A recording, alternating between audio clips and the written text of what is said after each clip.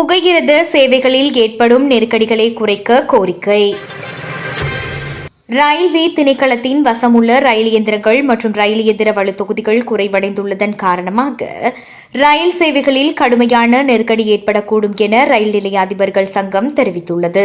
இந்த நிலையை சீர் செய்து தற்போதுள்ள ரயில் நேர அட்டவணைக்கு அமைவாக சேவைகளை முன்னெடுத்துச் செல்வதற்கு அதிகாரிகள் உடனடியாக நடவடிக்கை எடுக்க வேண்டும் என அந்த சங்கத்தின் செயலாளர் கசுன் சாமர சுட்டிக்காட்டியுள்ளார். 2023ஆம் ஆண்டளவில் 106 காணப்பட்ட மொத்த ரயில் இயந்திர தொகுதி இருப்பு 3 வருடங்களின் பின்னர் இன்று 98 குறைவடைந்துள்ளதுடன் 8 இயந்திரங்கள் பயன்பாட்டிலிருந்து நீக்கப்பட்டுள்ளதாக அவர் குறிப்பிட்டுள்ளார்.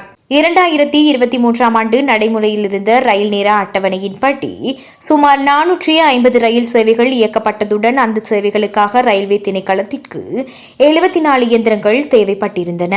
இருப்பினும் அவ்வாறானதொரு எண்ணிக்கையிலான சேவைகளை இயக்குவதற்கு அந்த காலப்பகுதியில் ரயில்வே திணைக்களத்திடம் இயக்கத்திற்கு உகந்த நிலையில் 68 இயந்திரங்கள் மாத்திரமே இருந்தன. இன்று அந்த இயந்திரங்களின் எண்ணிக்கையும் 49 குறைவடைந்துள்ளது.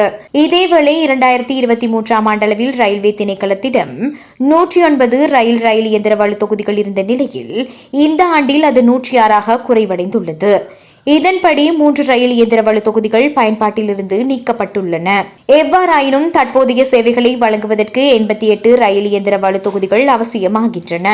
2023ஆம் ஆண்டில் ரயில்வே திணைக்களத்திடம் இயங்கு நிலையில் இருந்த ரயில் இயந்திர வலுத்தொகுதிகளின் எண்ணிக்கை 78 ஆகும்.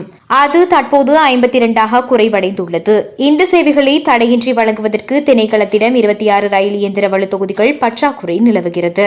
இதற்கமைவாக ஒட்டுமொத்தமாக 2023ஆம் ஆண்டில் 261 காணப்பட்ட ரயில் இயந்திரங்கள் மற்றும் ரயில் இயந்திர வலுத்தொகுதிகளின் மொத்த எண்ணிக்கையிலிருந்து 19 நீக்கப்பட்டு 2026ஆம் ஆண்டளவில் அதன் மொத்த இருப்பு 242 வீழ்ச்சியடைந்துள்ளது.